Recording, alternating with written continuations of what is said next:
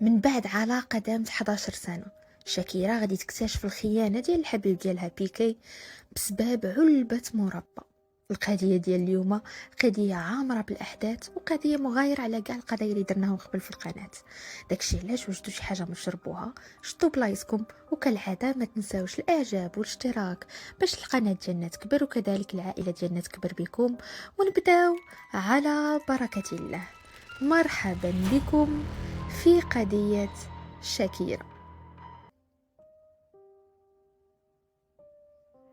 كل شيء كيبدا سنة 2010، وتحديدا اللي كيقول 2010 كيقول بطولة ديال كأس العالم اللي دارت في داك الوقت في جنوب افريقيا. هاد البطولة ديال كأس العالم كانت شاكيرا هي الوجه ديالها الاعلامي، هي اللي دايره كاع ديك الاغنيه اللي كانت كتروج لكأس العالم انذاك، والاغنيه كانت سميتها واكا واكا. أغنية مشهورة، بل وأنها عندها أكثر عدد ديال المشاهدات على المنصة ديال اليوتيوب. السيدة مشهوره، الاغاني ديالها مشهورين، وكانت نجمه في داك الوقت. ما كاينش اللي ما كيعرفش شاكيرا، وما كاينش اللي ما كيعرفش الاغنيه ديال واكا واكا. هاد البطوله ديال كاس العالم كان فيها جوج ديال الفرق اللي كانوا تسالاو في النهائي اللي غادي يتباراو شكون هو فيهم اللي غادي يديو الكاس. وهاد الجوج ديال الفرقات كانوا هما هولندا وفريق ديال اسبانيا اللي كان كيلعب فيه واحد اللاعب اللي سميتو جيرارد بيكي. هاد جيرارد بيكي كان اللاعب ديال البارسا، وهنايا فين غادي تتلاقى العلاقه ما بين شاكيرا وهاد اللاعب بواحد الطريقه خياليه. داكشي فحال ديال الافلام، كنظن شي سيناريست ولا شي مخرج لا بغاو يديروا شي فيلم بحال هكا ما كانش غادي يطيح عليهم كيفاش هاد الجوج غادي يتلاقاو. انا جايكم للهضره. في ديك الوقيته كيف ما قلت لكم الاغنيه ديال واكا واكا كانت هي الاغنيه الافتتاحيه ديال كاس العالم. ومن افتتحت بها شاكيرا كاس العالم غادي تسجلها كفيديو كليب باش تحطوه على منصه ديال اليوتيوب. كان واحد الفرقه فرقه افريقيه كيشطحوا، كذلك واخده واحد اللقطات من كاع الفرق اللي غادي يشاركوا في داك كاس العالم. وهي جالسه هي وداك السيد اللي كيدير لها المونتاج وكيمونطيو في داك الفيديو كليب من بعد ما تصور وتقاد، غادي ديرها التصويره ديال واحد اللاعب اللي كان كيلعب ضمن الفرقه ديال اسبانيا. غادي تسول داك السيد اللي كيدير المونتاج شكون هو هذا، وهنايا داك السيد غادي يقول لها هذا جيرارد بيكير، واحد اللاعب مشهور كيلعب في البارسا ولعب عنده واحد القدرات خياليه. وانا داك جيرارد كان مشهور بزاف حتى هو، ما كاينش اللي ما كيعرفوش. فهنايا غادي يقول لها علاش، غادي تقول له غير سؤال فقط.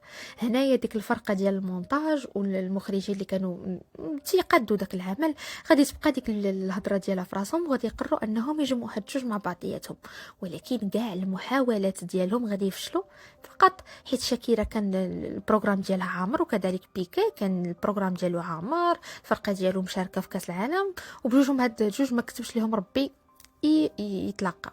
ولكن لمحاسن الصدف غادي يتلاقاو في النهائي ديال كاس العالم بعد ما الفرقه ديال جيرارد بيكي دات هي كاس العالم اللي هي كانت اسبانيا.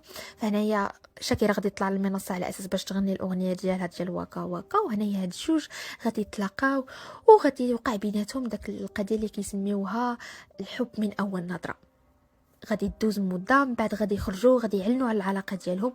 وجيرارد بيكي قال لهم انا خرجت من جنوب افريقيا رابح كاس وكذلك رابح الحب ديال حياتي. كذلك شاكيرا كانت كتصرح وقالت بانها كانت كتظن مع عمرها غادي تلقى الحب الحقيقي، ولكن فعلا لقاتو مع جيرارد، واللي كانت العلاقه ديالهم واعره انذاك وكانت تراند وكلشي كيهضر عليهم. وفعلا العلاقه ديالهم كانت جد مميزه. مغنيه مشهوره ولاعب كره مشهور دا كاس العالم وتلقى بالحب ديال حياته. فهادشي كان بحال دوك القصص الخياليه ديال ديزني. هاد الجوج غادي يبقاو على علاقه وديما كيخرجوا في الميديا كيصرحوا انهم كيبغيو بعضياتهم، وكلشي كان كيلاحظ بان فعلا هاد الجوج كيبغيو بعضياتهم، بيناتهم واحد العلاقه اللي ما قليل في كيشوفوها ما بين جوج مشهورين. ولكن هاد الكوبل كانت بيناتهم واحد المشكل اللي انا داك هما ما كانش مشكل لهم مشكل، ولكن الناس كانوا كيهضروا عليه، انه كان بيناتهم واحد الفرق العمر كبير. شاكيرا كانت من مواليد 1977 وبيكي كان من مواليد 1987. يعني هاد الجوج ولا شاكيرا كانت كبر من بيكي ب10 سنين، وهذا الشيء اللي كان خالق لها مشاكل مع الناس. انتم عارفين الناس كيهضروا بالرغم من انهم كيف ما كنقولوا اجانب عقليات مختلفه، ولكن هذا الشيء ديما كيتهضر عليه، ديما كيتقال بان شاكيرا كبيره عليه وهذا. ولكن البنت كان ربي عطيها واحد الجمال وواحد الرشاقه ما كتبانش نهائيا كبيره عليه، كتبان بحال قدها قدو. هادشي كذلك كان خالق لشاكيرا مشاكل مع العائله ديال بيكي.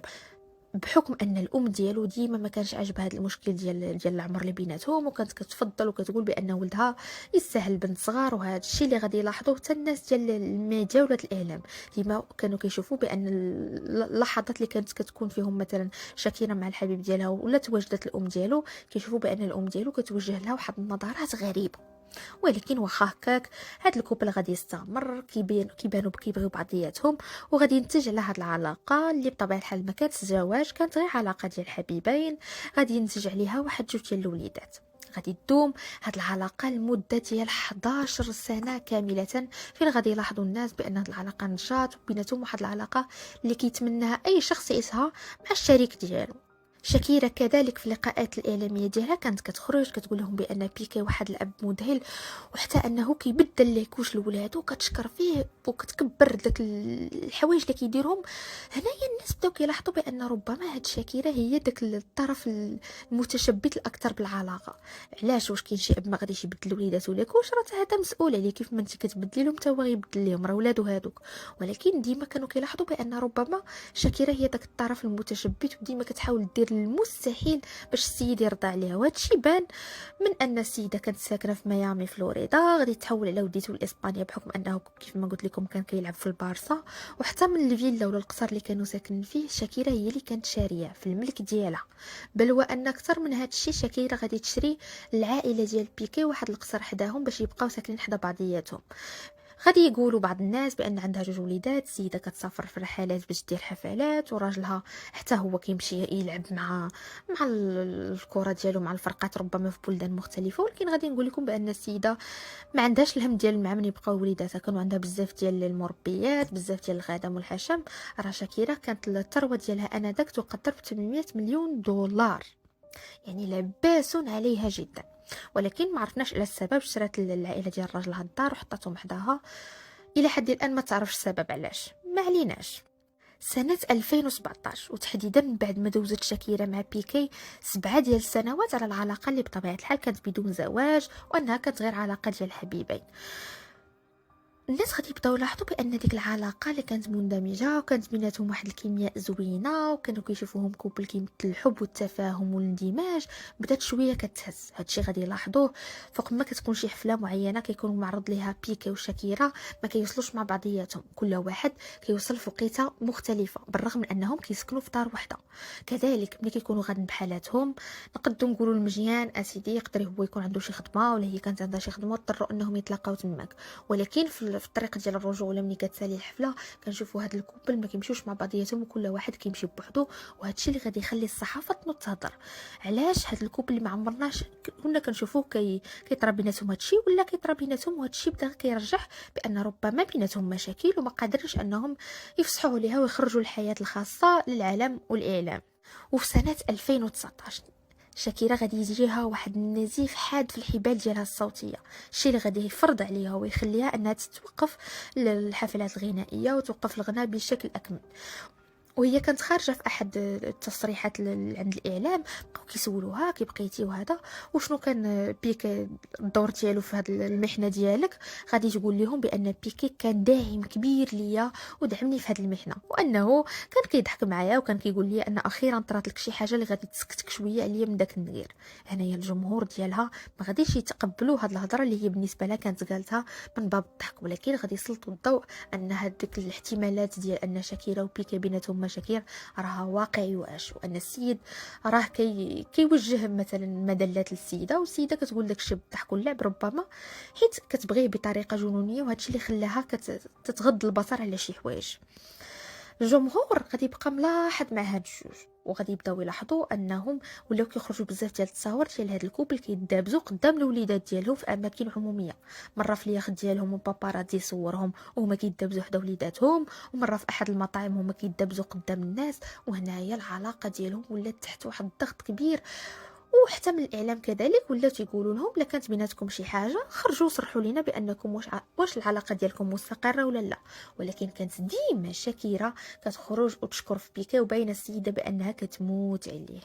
سنة 2021، وهنايا فين غادي تسرب واحد التصويره اللي كانت ولا فيديو بالاحرى اللي كان صادم بزاف، فين شاكيرا وبيكي كيتعايروا بواحد الالقاب خايبين، وهنا السيد بدا كيعايرها وكيقول لها شي كلام جارح، وحتى هي كترد عليه. هنايا الناس غادي يتصدموا، ديك العلاقه اللي مثاليه حتى هما راه بحالهم بحال الناس، واصله بهم العظم، والعلاقه ديالهم مهريه بزاف لدرجه انهم ما كيتسوقوش يدابزوا ويتعايروا وخرجوا بواحد الطريقه هستيريه حتى قدام وليداتهم، وما تسوقوش حتى للناس اللي كانوا حداهم.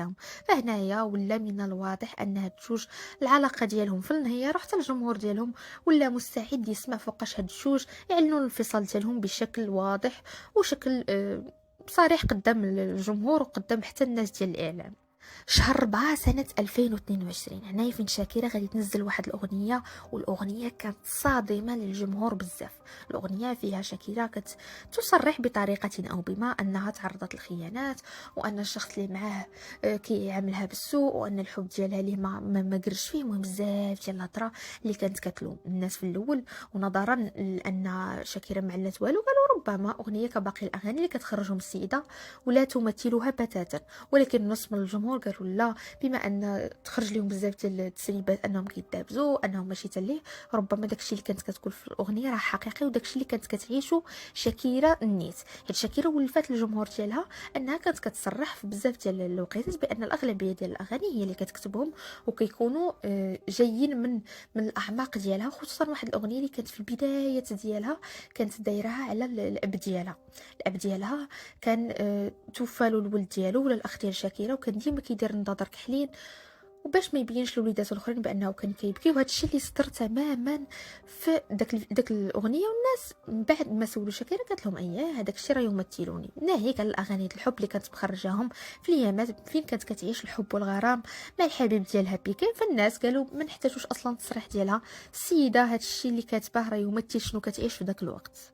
ومن بعد شهرين ما خرجت هذه الأغنية، وتحديدا شهر 6 من نفس السنة، سنة 2022، هنايا بشكل رسمي غادي يتم الإعلان ديال الانفصال ديال شاكيرا والحبيب ديالها بيكي من بعد 11 سنة ديال العلاقة. هنايا من بعد ما تم الإعلان على الانفصال، الناس ديال الميديا غادي يسولوها بشكل صريح علاش انت صبرتي مع هذا السيد لمدة ديال 11 سنة، ما عمركم فكرتوا تزوجوا ولا تردوا هذه العلاقة رسمية، وخصوصا أنكم عندكم جوج ديال الوليدات. هنا فين شاكيرا كانت غادي تصرح لهم ولا قالت لهم بانني كنت كنبغي ديما نخلي ديك الشعله في العلاقه ديالنا، وانني ديما نبان لها كحبيبه ماشي كزوجه، ودخل بيناتنا الملل ديال العلاقه. وهذا الشيء اللي خلاني نتهرب وما نبغيش الفكره ديال الزواج معاه، وكنت كنخاف من هذه الفكره ان يجي شي نهار ويمل مني بيكي. وداكشي فعلا اللي كان. الجمهور ديالها غيلقى التصاريح صادمه، حيت شاكيرا راه مرا ماشي عاديه، انسانه حققت نجاحات، خدات جوائز اللي ما يمكنش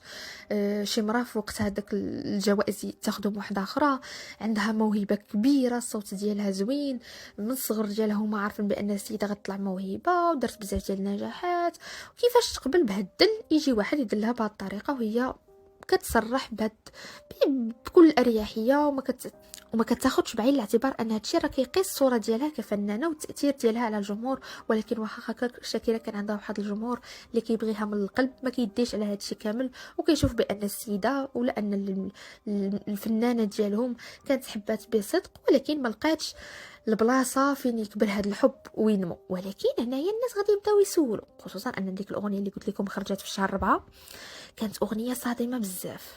خصوصا ان الاغنيه اللي خرجت في شهر 4 سنه 2022، يعني قبل من شهرين ما تم الاعلان ديال هذا الانفصال، كانت قالت فيها بانها تعرضت الخيانه بصريح العباره ولا بالعربيه تعرضت السيده تخانت في الدار ديالها. وهذا الشيء كنصدر في الاغنيه. فهنايا الناس غادي يبداو يقلبوا ويهبشوا، وخصهم يعرفوا شنو كاين، خصوصا الناس ديال الاعلام. فانتم عارفين انهم ما كيهداوش لهم البال حتى يعرفوا شي حاجه بحال هكا اللي كانت في ذاك الوقت سكوب كبير وغادي تجيب لهم الملايين والملايين من المبيعات والمشاهدات.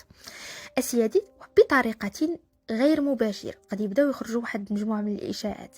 الاول اشاعه غادي تقال بان بيكي خان شاكيرا مع الام ديال صاحبه بابلو كافي اللي كان معاه في الفريق، ولكن من بعد غادي يتبين بان هذه كانت مجرد اشاعه. وحتى هاد بابلو غادي يصرح بان هذه اشاعه، وهذا الامر ما عنده حتى شي اساس من الصحه. عاوتاني غادي يخرج بان بيكي خان شاكيرا مع واحد البنت اللي كانت صاحبتها وداكشي الى اخره. عاوتاني هذه هي هضره خاوي غادي تبين بانها كذوب. ولكن غادي تبقى واحد المده ديال 4 شهور وهنايا فين واحد المصدر اللي مجهول الهويه غادي يخرج الحقيقه كامله لاحد الصحف الاسبانيه. الحقيقه السيدي هي كالتالي: شاكيرا كانت راجعه للدار ديالها من بعد واحد حفله كانت دوزت واحد التور معين وصافي رجعت للدويره ديالها في اسبانيا. شاكيرا كانت عندها واحد الاكله مفضله ضروري خاصها تاكلها قبل ما تنعس، هي طرف ديال الخبز كتحمرو مزيان وكدهنو بالكونفيتور ديال الفريز. هذه كانت الاكله المفضله ديالها. ولكن غادي نقول لكم واحد المعلومه اللي مهمه وغادي تخليكم تفكروا مزيان وتعرفوا شنو جايكم بالهضره. داك الكونفيتور وداك المربى ديال الفريز شاكيرا بوحدها اللي كانت كتاكلو في الدار، ولادها ما كانوش كيبغيه، راجلها ما كانش كيبغيه، وحتى الخدم ديالها حتى حد ما كان كيبغي الكونفيتور. فقط كتشريه لراسها وكتحطو في الثلاجه وهي الوحيده اللي كتستهلك منه. ولكن ملي غادي ترجع للدار سخنت الخبيز ديالها ومشات تجيب القرح، كتلقى القرح بانها محلوله. صدمت وقالت هادو مالهم واش تلفوا، حيت هي كانت على اخر العلم ديالها انها كانت يلاه جايباها جديده، كانت ربما شي وحده من الخدم تغلطت لها مع شي حاجه. ولكن بمجرد ما كتحل القرعه كتلقى فيها التفرتيت ديال الخبز ومنكول منها. فهنايا غادي تعرف بان شي حد فعلا كلا لها من المربى ديالها، ولكن هذا الحد ما كانش من العائله وكان براني. علاش؟ هاد شاكيرا واحد الانسانه اللي منظمه وفيها الوسواس، ما يمكنش تخلي ولا تقبل تخلي التفرتيت ديال الخبز في الكونفيتور. كاين بزاف ديال الناس عندهم هاد القضيه، ديما كتستعمل الموس وديما كتخلي البلاصه ديالها نقيه وكتبغي يكون داكشي مثالي. كيف ما قلت لكم ان كاين بزاف ديال الناس اللي فعلا عندهم هاد الوسواس وانا منهم. ما عليناش، من هنايا غادي تبدا تحل عينيها وغادي تفكر، وفعلا غادي تكتشف بان بيكي خانها في قلب دارها.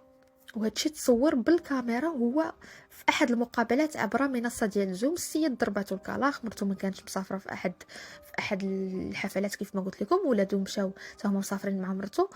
وفي واحد الجزء من الثانيه غادي تبان موراه واحد البنت اللي كانت لابسه الحوايج ديال شاكيرا وكانت هازه خبز ديال الطوست وفيه كونفيتور وبانت. ربما من موراها بيكي بان بانه توتر بزاف شويه، سال هذيك المقابله والقضيه ما كانش لهيه. ولكن بما ان اصحاب الحسنات وصلوا لشاكيرا الخبر، فهاد الشيء فيه غادي تكون اعلنات الانفصال وسالت من هاد العلاقه نهائيا. ولكن العلاقه ما غاديش تسالي بسهوله. بما اننا هضرنا عليها في القناه، يعني العلاقه دازت في المحاكم، وفعلا داكشي اللي كان سنه 2023 بيكا وشاكيرا غادي يتقدموا للمحكمه بشكل رسمي. ما بيناتهمش طلاق بطبيعه الحال باش يطلقوا، ولكن غادي يتقدموا على وديه الحضانه وكذلك على الحضانه ديال الوليدات بجوجهم، وعلى وديه كذلك المنزل. ما عرفتش كيفاش في الاول حنا كنعرفوا بان شاكيرا داك المنزل بسميتها، ولكن كاين شي قانون ربما كيقول بان مثلا جوج دوزو وقيته ولا بيناتهم الاولاد كيقدوا يقسموا الممتلكات. وما عرفتش واش هاد المعلومه صحيحه ولا لا. اللي عرف صحه المعلومه يخليها لنا في لي كومونتير. فعلا هاد الجوج غادي يتقاتلوا على الحضانه، وفعلا الحضانه غادي تمشي للام والوليدات غيبقاو بالحوزه ديال الام ديالهم شاكيرا. وفي نفس السنه اللي هي كانت سنه 2023 غتبان شكون هي ديك الحبيبه اللي تم الخيانه ديال شاكيرا معها.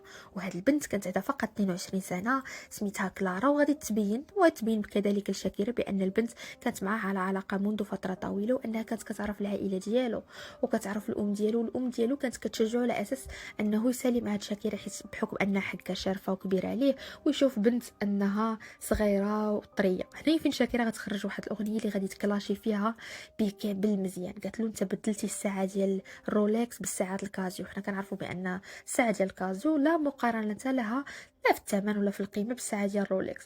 وغادي تقول له بدلتي الطوموبيل ديال الفيراري بواحد الطوموبيل اللي كانت القيمه ديالها بحال مثلا نقولوا رونو ولا بيجو ولا فحال هكا. وهنايا كانت كتكلاشي، والناس كذلك غادي يولي واحد الكره دفين البيكي، لدرجه انه ملي كان كيمشي يلعب في السطادات الناس كيبقاو يغنيو له الاغاني ديال شاكيرا. وهادشي اللي غادي يخليه انه يعلن الاعتزال ديالو بالعمر ديال 35 سنه، حيت ما قدرش فوق ما كيدخل السطاد كيبقى يقولوا له كيغنيو له الاغاني ديال شاكيرا.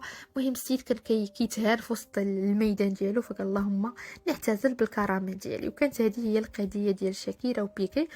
ومؤخرا عاد راه كانوا ما خرج بيناتهم هضره قيل وقال، ولكن واخا هكاك شاكيرا تخطت الامر. ودابا يقال بانها على علاقه بواحد اللاعب ديال الباسكيت، وان العلاقه ديالو مع شاكيرا علاقه طيبه، ولكن ما تمش الاعلان ديالها. هادشي غير تخمينات ديال الصحافه. المهم هذه هي القضيه ديالنا اليوم، قضيه خفيفه ظريفه، نتمنى تنال الاعجاب ديالكم. ما تنساوش خليوا لي في التعاليق كي جاتكم من القضيه، ولا عندكم شي قضايا اخرى كالعاده ما تبخلوش عليا. ونتلاقاو ان شاء الله في قضيه او قصه جديده. دمتم سالمين.